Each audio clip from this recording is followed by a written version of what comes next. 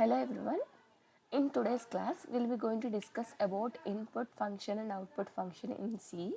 Before that, let's have a quick revision of previous class. In last class, we have discussed about variables and data types in C.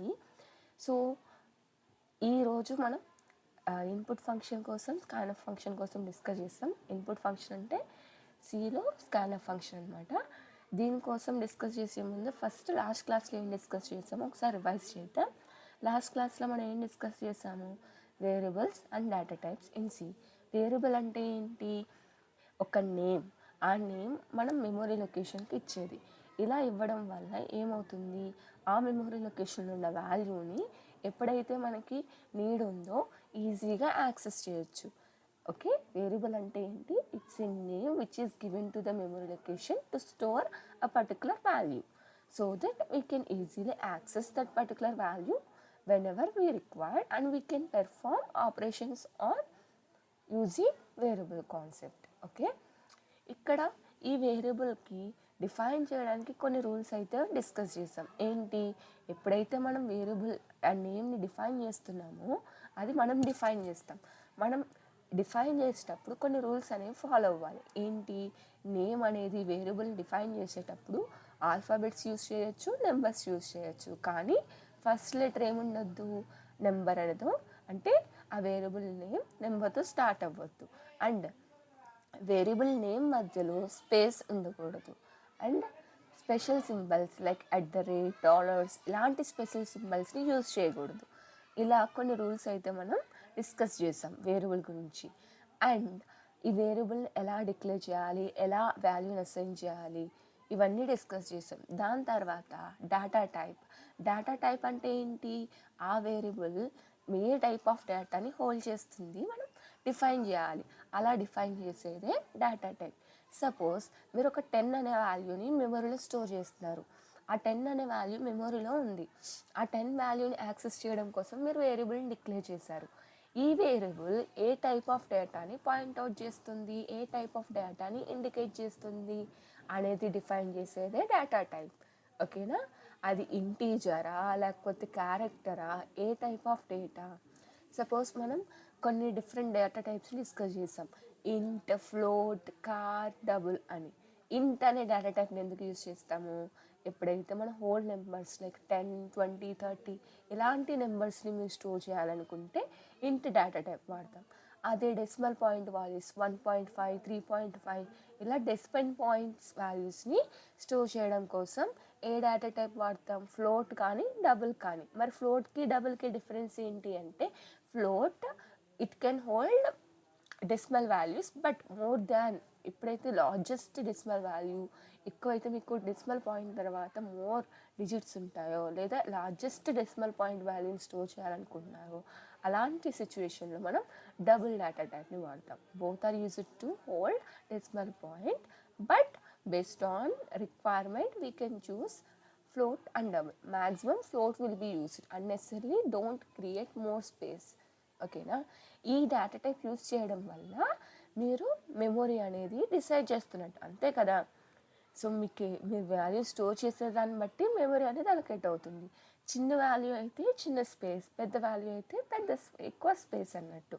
ఓకేనా? ఇవి different data types. Next ఈ క్లాస్లో ఏం discuss చేస్తాము అంటే input function గురించి. Input function అంటే ఏంటి? సో ఆల్రెడీ మనం printf function, output function already discuss చేసాం. ప్రింట్ఎఫ్ అవుట్పుట్ మనకి #include_stdio.h హెడర్ ఫైల్ గురించి డిస్కస్ చేసినప్పుడు #include stdio.h ఈ హెడర్ ఫైల్ గురించి డిస్కస్ చేసేటప్పుడే మనం ఇన్పుట్ అవుట్పుట్ ఫంక్షన్స్ని డిస్కస్ చేసాం. సో ఈ హెడర్ ఫైల్లో 2 ఫంక్షన్స్ ఉంటాయన్నాం. ఒకటి ఇన్పుట్ ఫంక్షన్, ఇంకొకటి అవుట్పుట్ ఫంక్షన్. ఇన్పుట్ ఫంక్షన్ అంటే ఏంటి? స్కాన్ఎఫ్. అవుట్పుట్ ఫంక్షన్ అంటే ఏంటి? ప్రింట్ఎఫ్.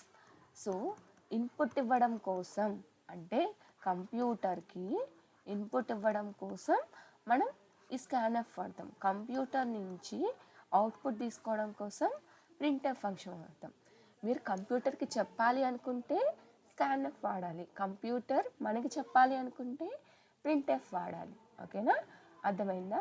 సో ఈ స్కాన్ఎఫ్ ఎలా వర్క్ అవుతుంది, ఈ స్కాన్ఎఫ్ యూజ్ చేసి మన కంప్యూటర్కి ఇన్పుట్ ఎలా ఇవ్వచ్చు అనేది ఈరోజు క్లాస్ అనమాట. ఓకేనా. సి ఇక్కడ మనకి 1 సెకండ్,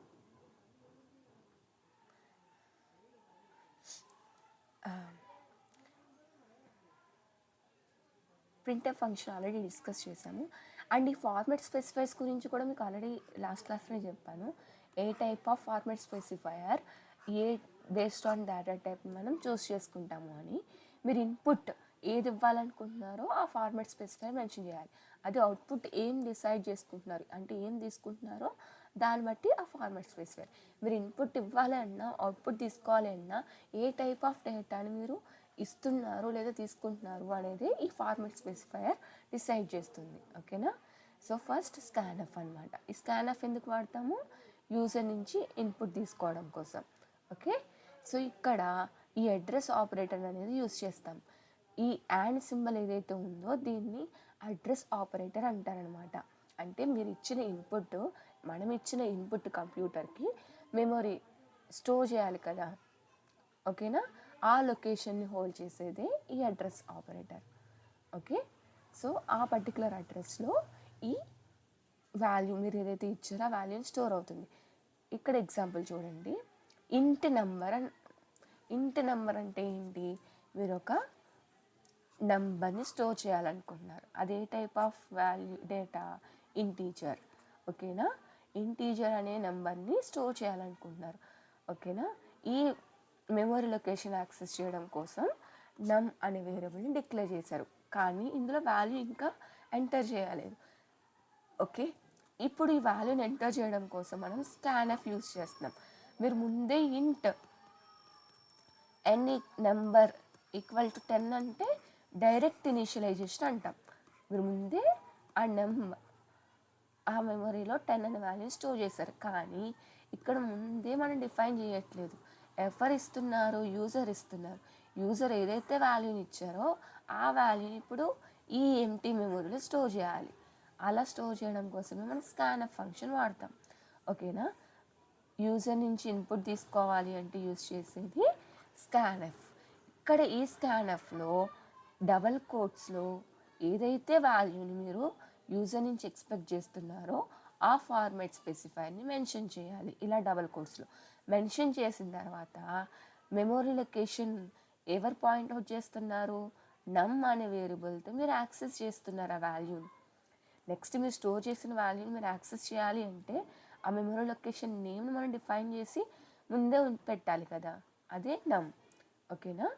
సో ప్రింట్ఎఫ్ అంటే ఏంటి, జస్ట్ మీరు ఏదైతే టెక్స్ట్ స్క్రీన్ మీద చూడాలనుకున్నారో ఆ టెక్స్ట్ని డబుల్ కోట్స్లో పెడతాం, సెమీకోలన్, ఎండ్ అయిపోయింది.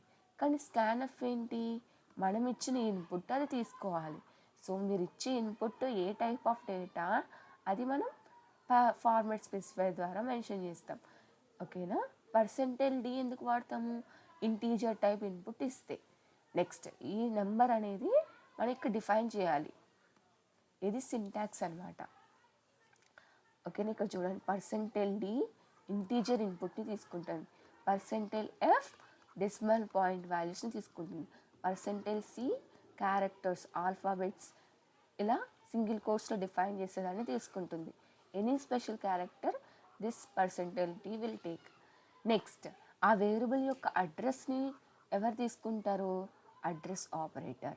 ఇలా డిఫైన్ చేయడం వల్ల మనకి ఇన్పుట్ అనేది ఇవ్వచ్చు అనమాట. ఓకేనా. కంప్లీట్గా ఒక ఎగ్జాంపుల్ ప్రోగ్రామ్ చూద్దాం, అప్పుడు మీకు ఇంకా క్లియర్గా అర్థమవుతుంది. ఓకేనా. Will see one example. Online compiler మీకు ఫ్రీగా అవైలబుల్గా ఉంటుంది, ట్రై చేయండి. ఫస్ట్ సి ప్రోగ్రామ్ ఎలా స్టార్ట్ చేస్తాము, #include stdio.h. ఎందుకు #include, నా ప్రోగ్రాంలో నేను printf scanf అనే ఫంక్షన్స్ని యూజ్ చేస్తున్నాను. So please include those 2 files which is available in this header file. Next main function. నా కోడ్ ఎగ్జిక్యూట్ అవ్వాలి అంటే ఫస్ట్ నా ప్రోగ్రాంలో ఉండాల్సిందే ఈ మెయిన్ ఫంక్షన్ అనమాట. ఇప్పుడు నువ్వేం రాయాలనుకుంటున్నావు ఆ కోడ్ని ఈ మెయిన్ ఫంక్షన్లో రాయాలి. ఇప్పుడు నా కోడ్ ఏంటి, ఇన్పుట్ ఇవ్వాలి. ఓకేనా. ప్రింట్ఎఫ్ అంటే తెలుసు కదా, నేను యూజర్ని అడుగుతాను అంటే కంప్యూటర్ ఫస్ట్ డిస్ప్లే చేస్తుందంట అంటే కంప్యూటర్ నన్ను అడుగుతుంది ఎంటర్ ఎనీ నెంబర్ అని కంప్యూటర్ నన్ను అడిగితే అప్పుడు ఇమీడియట్గా నేను ఏం చేస్తాను, ప్రింట్ఎఫ్ అంటే ఏంటి, స్క్రీన్ మీద డిస్ప్లే అవుతుంది, కంప్యూటర్ చెప్తుంది కదా. సో కంప్యూటర్ ఏమని అడుగుతుంది, ఎంటర్ ఎనీ నెంబర్ అని అడుగుతుంది. సో ఎంటర్ ఎనీ నెంబర్ అని కంప్యూటర్ డిస్ప్లే చేయగానే యూజర్ అంటే నేను కంప్యూటర్కి కీబోర్డ్ యూజ్ చేసి ఇవ్వాలి. నేను ఇవ్వాలి అంటే ఏ ఫంక్షన్ వాడాలి, స్కాన్ఎఫ్ అనే ఫంక్షన్ వాడాలి. సో స్కాన్ఎఫ్లో నేను నెంబర్ అడుగుతుంది కదా, సో నేను నెంబర్ని పాస్ చేయాలంటే %d అనే ఫార్మాట్ స్పెసిఫైర్ని డబల్ కోట్స్లో మెన్షన్ చేసి ఆ వాల్యూని ఒక వేరియబుల్లో స్టోర్ చేయాలి. సో ఆ వేరియబుల్ యొక్క లొకేషన్ నేను మెన్షన్ చేయాలి. సపోజ్ n, ఈ n అనే మెమరీ లొకేషన్ ఫస్ట్ నేను క్రియేట్ చేయాలి. క్రియేట్ చేయకుండా డైరెక్ట్గా వాడితే ఏమవుతుంది, సపోజ్ నేను n అనే మెమరీ లొకేషన్ క్రియేట్ చేయకుండా డైరెక్ట్గా ఇన్పుట్ ఇస్తున్నాను, చూద్దాం ఏమవుతుంది, error, undeclared identifier. So n అంటే ఏంటో దానికి తెలియట్లేదు. సో నేను ఫస్ట్ ఏదైనా వేరియబుల్ని యూజ్ చేయాలి అంటే దాన్ని ఫస్ట్ డిక్లేర్ చేయాలి. ఓకేనా, ఇప్పుడు చూద్దాం. ఓకే, ఎంటర్ ఎనీ నెంబర్ అన్నాను, 10 ఎంటర్ చేశాను, అయిపోయింది. ఓకేనా, అది తీసుకుంది, ఎగ్జిక్యూట్ అయిపోయింది. ఇప్పుడు ఏమైంది, నేను ఇది డిక్లేర్ చేయకపోతే అది దానికి అర్థం కావట్లేదు. n అంటే ఏంటి, నేను ఇచ్చిన ఇన్పుట్ ఎక్కడ స్టోర్ చేయాలి, ఏ అడ్రస్లో స్టోర్ చేయాలి, అదే అడ్రస్ ఆపరేటర్. ఈ అడ్రస్ ఆపరేటర్ యూజ్ చేయకుండా n అని రాసినా కూడా దానికి తెలియదు. ఓకేనా, సిగ్మెంటేషన్ ఫాల్ట్ ఎర్రర్ వస్తుంది. దీన్ని అడ్రస్ మనం స్పెసిఫై చేయకపోతే వచ్చే ఎర్రర్ని మనం సిగ్మెంటేషన్ ఫాల్ట్ అంటాం. ఇప్పుడు చూడండి. ఓకేనా, ఇప్పుడు నేను ఏదైతే నెంబర్ని ఎంటర్ చేశానో ఆ నెంబర్ని మళ్ళీ నాకు కావాలి. ఓకేనా, సో మళ్ళీ నాకు ఆ నెంబర్ కావాలి, నేను ఆ నెంబర్ని డిస్ప్లే చేయాలనుకుంటున్నాను. నేను ఎంటర్ చేసిన నెంబర్ n అనే వేరియబుల్ ఏంటి, ఏం స్టోర్ చేసింది అని తెలుసుకోవాలనుకుంటున్నాను. ప్రింట్ఎఫ్ యూజ్ చేసి n ఏముంది, %d, nలో నెంబర్ ఉంది. ఓకేనా, n ఇక్కడ నేను అడ్రస్ స్పెసిఫై చేయక్కర్లేదు, ఎందుకంటే ఆల్రెడీ డిఫైన్ చేశాను. నేను అడ్రస్ ఆపరేటర్ యూజ్ చేసి నెంబర్ని ఇచ్చాను. ఓకేనా, 10. ఇక్కడ ఇంకా మనకు క్లియర్గా టెక్స్ట్ కావాలి అంటే n is having a number అని ఒక టెక్స్ట్ రాస్తాను. అప్పుడు క్లియర్గా nలో ఏముందో మనకు అర్థమవుతుంది. n is having a number. ఓకేనా, సో ఇక్కడ చూడండి, స్కాన్ఎఫ్లో అండ్ ఆపరేటర్ యూజ్ చేశాను, ఇక్కడ అండ్ ఆపరేటర్ యూజ్ చేయలేదు. ఎందుకు, ఇక్కడ మీరు n అనే వాల్యూని పాస్ చేస్తున్నారు. ఆ n అనే వాల్యూ లొకేషన్ని స్పెసిఫై చేయాలి, లేదంటే మీరు ఇచ్చిన ఇన్పుట్ ఎక్కడ స్టోర్ చేయాలో దానికి అర్థం కాదు. ఇప్పుడు n లొకేషన్లో వాల్యూ ఉంది, సో డైరెక్ట్గా మనం వేరియబుల్ యూజ్ చేసి వాల్యూని యాక్సెస్ చేయొచ్చు. ఇక్కడ మనకు అడ్రస్ అవసరం లేదు. ఓకేనా, అడ్రస్ ఆపరేటర్ ఇక్కడ అడ్రస్ని హోల్డ్ చేస్తుంది. Address operator gives the address of the variable. అదే చూడండి, ఇంకొకటి ప్రింట్ఎఫ్ నిజంగా యాక్చువల్గా % ఏం ప్రింట్ చేస్తుందో చూద్దాం. %d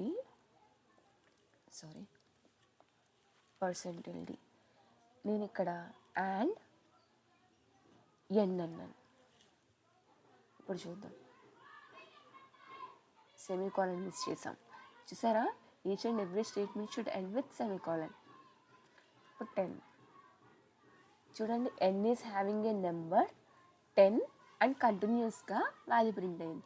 సో ఇక్కడ నేను /n వాడడం వల్ల ఏమవుతుంది, నెక్స్ట్ అవుట్పుట్ అనేది నెక్స్ట్ దాని తర్వాత ప్రింట్ అవుతుంది. ఇప్పుడు చూసారా, ఇది ఏదైతే -13777 ఉందో యాక్చువల్ అడ్రస్, నా సిస్టమ్ అసైన్ చేసిన అడ్రస్. ఓకేనా, ఆ అడ్రస్ ఇది. అడ్రస్ ఆపరేటర్ మనకి అడ్రస్ని ఇస్తుంది. ప్రతిసారి మనం ఈ అడ్రస్ ఆపరేటర్ యూజ్ చేసి వాల్యూని యాక్సెస్ చేయలేము. అందుకే మనం వేరియబుల్ కాన్సెప్ట్ యూజ్ చేసి మనం వాల్యూని యాక్సెస్ చేస్తున్నాం. ఓకేనా, ఇప్పుడు అండ్ ఆపరేటర్ తీసేస్తే అందులో ఉన్న వాల్యూ ప్రింట్ అవుతుంది. అదే అండ్ ఆపరేటర్ మెన్షన్ చేస్తే ఆ వాల్యూ ఎక్కడుందో అడ్రస్ ప్రింట్ అవుతుంది. ఓకేనా. ఇక్కడ నేను అడ్రస్ ఆపరేటర్ యూజ్ చేయకపోతే ఏమైంది, ఎక్కడ స్టోర్ చేయాలో దానికి తెలియదు, జస్ట్ నార్మల్గా ఎక్కడో స్టోర్ చేస్తుంది, సెగ్మెంటేషన్ ఫాల్ట్ ఎర్రర్ వస్తుంది. ఈ అడ్రస్ ఆపరేటర్ మనం కంపల్సరీ యూజర్ ఇన్పుట్ ఇచ్చినప్పుడు మెన్షన్ చేయాలి, where this value has to store. User ఇచ్చిన ఇన్పుట్ ఎక్కడ స్టోర్ చేయాలి అనేది మనం చెప్పాలి. ఎన్ లొకేట్ చేసిన అడ్రస్లో మీరు ఇచ్చిన వాల్యూని స్టోర్ చేయండి అని. ఇది ఓన్లీ ఒక వాల్యూని ఇవ్వడం కోసం. అలా మనం ఇంకొక వాల్యూని పాస్ చేయాలంటే ఇంకొక %, ఇంకొక వాల్యూ స్టోర్ చేయాలంటే ఇంకొక మెమరీ లొకేషన్ కావాలి. ఒకటే ప్లేస్లో 2 వాల్యూస్ని మనం స్టోర్ చేయలేం కదా. సో N1, N2 అని 2 మెమరీ లొకేషన్స్ తీసుకొని N1 అనే లొకేషన్లో ఒక వేరియబుల్, ఇంకొక N2 లొకేషన్లో ఇంకొక వేరియబుల్. ఓకేనా.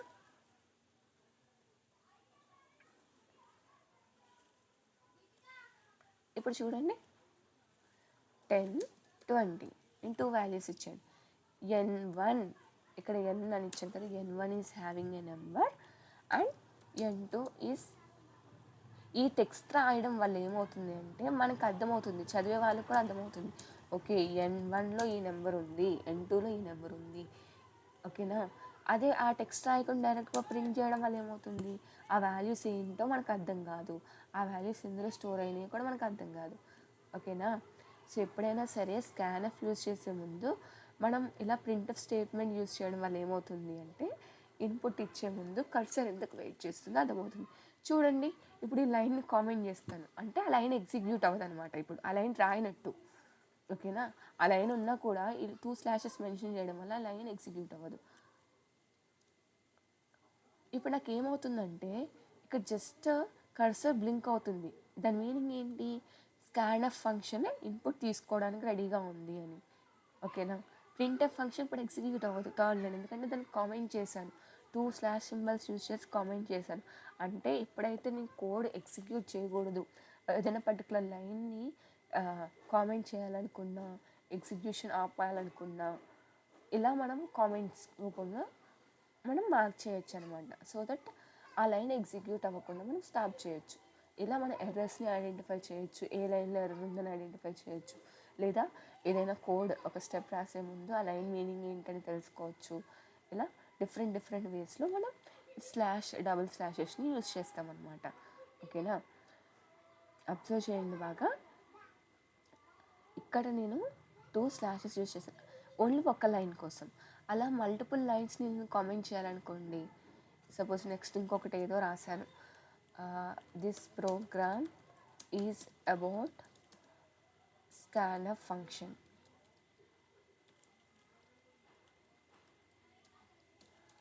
ఓకేనా. సో ఇది అనేది టెక్స్ట్ అనమాట, చూసే వాళ్ళకి అర్థం కావడం కోసం నేను టెక్స్ట్ రాశాను. ఈ లైన్ ఎగ్జిక్యూట్ అవ్వకూడదు, సో నేను ఏం చేస్తాను, కామెంట్ చేస్తాను. ఓకే, అది నార్మల్ ఒక సైడ్ హెడ్డింగ్ లాగా, ఒక హెడ్డింగ్ లాగా అనమాట. ఓకేనా. సో ఇలా మనం మల్టిపుల్ లైన్స్ని కామెంట్ చేయాలనుకుంటే ఇలా సింగిల్ లైన్లో డబల్ స్లాషెస్ పెట్టచ్చు, లేదా slash star and starting ending star slash. చూసారా, ఇలా రాయడం వల్ల ఆ 2 లైన్స్ ఎగ్జిక్యూట్ అవ్వనమాట. కామెంట్స్ అంటాం వీటిని. సింగిల్ ఒకటే లైన్ని మీరు కామెంట్ చేయాలనుకుంటే 2 ఫ్రంట్ స్లాషెస్ యూజ్ చేయొచ్చు, లేదా మల్టిపుల్ లైన్స్ మీరు కామెంట్ చేయాలనుకుంటే స్లాష్. ఇదే స్టార్ని నేను ఇక్కడ ఎండ్ చేశాను అనుకోండి, ఏమవుతుంది, ఇదంతా కామెంట్ అయిపోతుంది. చూసారా, ఇక్కడి నుంచి ఇక్కడి వరకు. సో ఏదైతే మీరు కోడ్ని మీరు ఎగ్జిక్యూట్ చేయకుండా ఆపాలనుకుంటున్నారో ఆ లైన్ని మనం ఇలా కామెంట్ రూపంలో పెట్టుకుంటాం, slash. So 1 second, I'll take this and I'll run again. So online C compiler కదా, ఇంటర్నెట్ ఇష్యూస్ ఉన్నా సమ్టైమ్స్ స్లో ఉంటుంది. ఓకే, మీకు కాన్సెప్ట్ అయితే అర్థమైంది అనుకుంటున్నాను. ఈ కామెంట్స్ అంటే ఏంటి, స్కాన్ఎఫ్ ఫంక్షన్ అంటే ఏంటి, స్లాష్ అంటే ఏంటి, curly braces open and close అంటే ఏంటి. చూసారా 1020 నేను ఇవ్వగానే N1 ఈస్ హ్యావింగ్. ఇక్కడ నాకు ప్రింట్ అవ్వలేదు, అది కర్సర్ అలా వెయిట్ చేస్తుంది ఇన్పుట్ కోసం, ప్రోగ్రామ్ రన్ అవుతుంది. అదే నేను ఈ స్టార్ సింబల్స్ తీసేసి ఈ లైన్ కామెంట్ చేస్తాను. ఇప్పుడు చూడండి,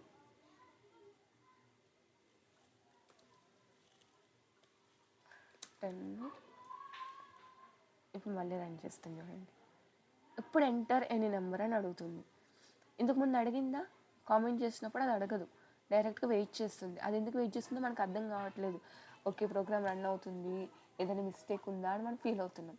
సో ఆ డిఫరెన్స్ మీకు తెలియడం కోసమే ఎప్పుడైనా యూజర్ నుంచి ఇన్పుట్ తీసుకునే ముందు ఏం తీసుకుంటున్నారో, యూజర్ని ఏం అడగాలనుకుంటున్నారో ఆ దాన్ని ఈ ప్రింట్ఎఫ్ ఫంక్షన్లో పెడితే యూజర్ ఈజీగా దాని మీనింగ్ అర్థం చేసుకొని నెంబర్స్ వాల్యూస్ అనేది ఎంటర్ చేస్తారనమాట.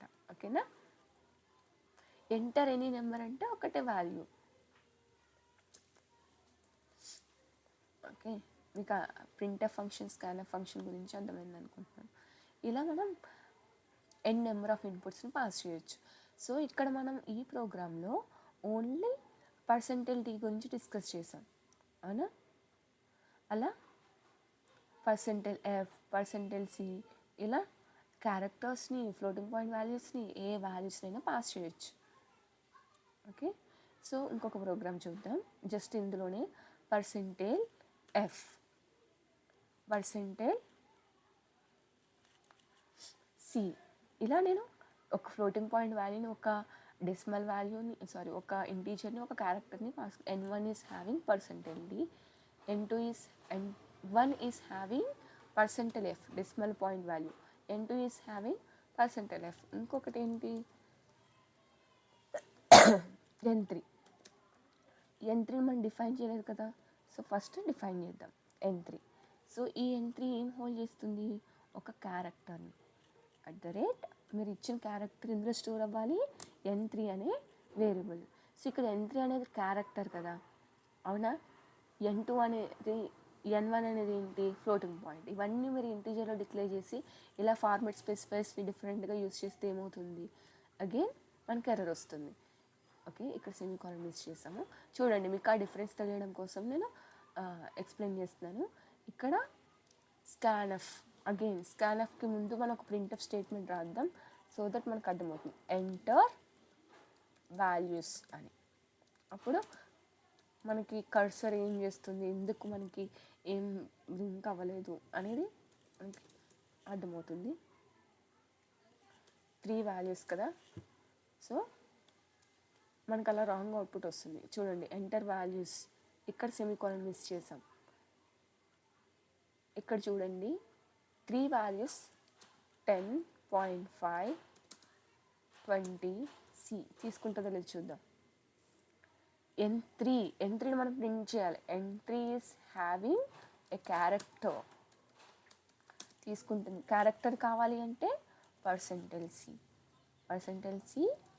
N3 చూద్దాం. మళ్ళీ ఒకసారి రన్ చేద్దాం. Enter values 10.5, 2 and a character.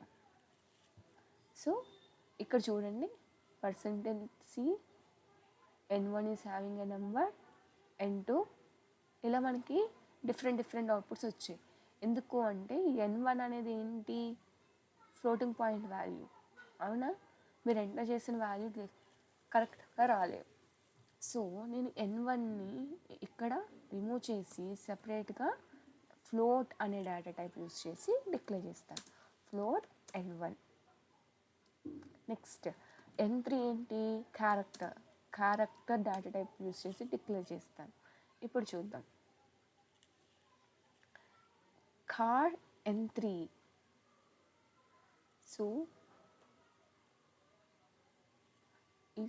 Already మనం N3ని ఇక్కడ డిఫైన్ చేసాం, అందుకే ఎర్రర్ వస్తుంది. చూసారా, ఆల్రెడీ యూజ్ చేసిన నేమ్ని మనం రీయూజ్ చేసినా కూడా ఎర్రర్ వస్తుంది. N1 ఫస్ట్ మనం N1 ఎంటర్ చేస్తున్నాం కదా, N1 అంటే ఏంటి? Decimal point value. N2 ఏంటి? ఒక floating point number. Next character. ఇప్పుడు చూసారా, N1 డెసిమల్ పాయింట్తో, N2 నెంబర్, ఇక్కడ స్లాష్ అని యూస్ చేయలేదు కదా, సో అందుకే మనకి సేమ్ లైన్లో ప్రింట్ అయింది. ఇలా మనం ప్రాక్టీస్ చేయడం వల్ల ఎర్రర్స్ని ఈజీగా ఐడెంటిఫై చేయొచ్చు.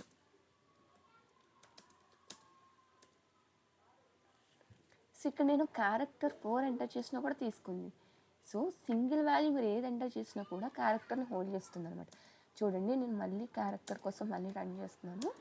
ఇప్పుడు నేను 23 ఎంటర్ చేస్తాను, కానీ నాకు 2 ప్రింట్ అయింది. క్యారెక్టర్ ఓన్లీ ఆల్ఫాబెట్స్నే కాదు, ఏ సింబల్స్ అయినా హోల్డ్ చేస్తుంది, కానీ సింగిల్. చూడండి, 10, 10.5, 2. నేను ఇప్పుడు @ సింబల్ యూజ్ చేస్తాను, అది కూడా ఒక క్యారెక్టరే అనమాట. ఓకేనా, చూసారా? క్యారెక్టర్ అంటే ఓన్లీ ఆల్ఫాబెట్సే కాదు, it can be a number. కీబోర్డ్లో ఉన్న ఎనీ స్పెషల్ సింబల్ మనకి ఇక్కడ క్యారెక్టర్, కానీ ఓన్లీ ఒక్కటి మాత్రమే హోల్డ్ చేస్తుంది. మీరు ఎన్ని వాల్యూస్ ఇచ్చినా అది ఒకటి మాత్రమే తీసుకుంటుంది. చూడండి, మళ్ళీ నేను ABS అలా 3 ఇచ్చాను, కానీ ఫస్ట్ క్యారెక్టర్ తీసుకుంది. చూసారా? ఇక్కడ ఇంకొకటి అబ్జర్వ్ చేయండి, నేను 10.5 అని ఇస్తే డెసిమల్ పాయింట్ తర్వాత ఎన్ నెంబర్ ఆఫ్ డిజిట్స్ ప్రింట్ అవుతుంది. లైక్ అవన్నీ కాకుండా డెసిమల్ పాయింట్ తర్వాత ఓన్లీ 2 డిజిట్సే కావాలి. అలా కావాలి అంటే చూడండి, ఇక్కడ 10.5 to 10.3, 10.52 ప్రింట్ అయిందా? ఎందుకు? ఇక్కడ %.2 అని మెన్షన్ చేశాను. డెసిమల్ పాయింట్ తర్వాత ఓన్లీ 2 డిజిట్సే కావాలి అని. ఓకేనా? సో ఇలా మెన్షన్ చేయడం వల్ల ఏమవుతుంది, ఎన్ని డిజిట్స్ అయితే మనకు స్పెసిఫిక్గా కావాలనుకుంటున్నామో అన్ని డిజిట్స్ని ఇది ప్రింట్ అవుతుంది. ఇక్కడ డెసిమల్ పాయింట్ తర్వాత 3 to 2 ఉన్నా కూడా మీరు ఎన్ని స్పెసిఫై చేశారు, %.2f, ఓన్లీ 2 డిజిట్స్ మాత్రమే తీసుకోవాలని స్పెసిఫై చేశారు కాబట్టి ఓన్లీ 2 డిజిట్స్ మాత్రమే ప్రింట్ అయ్యింది. ఓకేనా? %d, %f, %c format specifiers, స్కాన్ఎఫ్లో ప్రింట్ఎఫ్లో ఎలా యూస్ చేస్తాము, అండ్ అడ్రస్ ఆపరేటర్ మీనింగ్ ఏంటి, అడ్రస్ ఆపరేటర్ ఏం చేస్తుంది, ఇంట్, ఫ్లోట్, కార్ డేటా టైప్స్ డేటాని ఎలా హోల్డ్ చేస్తాయి, ఇవన్నీ డిస్కస్ చేసాము. అండ్ ఎర్రర్స్ని ఐడెంటిఫై చేసాము. స్లాష్ అంటే ఏంటి, కామెంట్స్ ఎలా చేస్తాము. ఓకేనా? ఇవన్నీ మీకు అర్థమైందని అనుకుంటున్నాను. నేను అన్నీ ప్రాక్టికల్గా మీకు ఎర్రర్స్తో చూపించాను, సో దట్ మీకు ఎర్రర్స్ వచ్చినా కూడా ఈజీగా మీరు దాని మీనింగ్ అర్థం చేసుకుని రెక్టిఫై చేయొచ్చు. Hope you understand about the scanf function, printf function, format specifiers, data types, comments, escape sequence, /n. Okay? If you have any doubt, you can contact me through Telegram channel and give me some feedback. Thank you.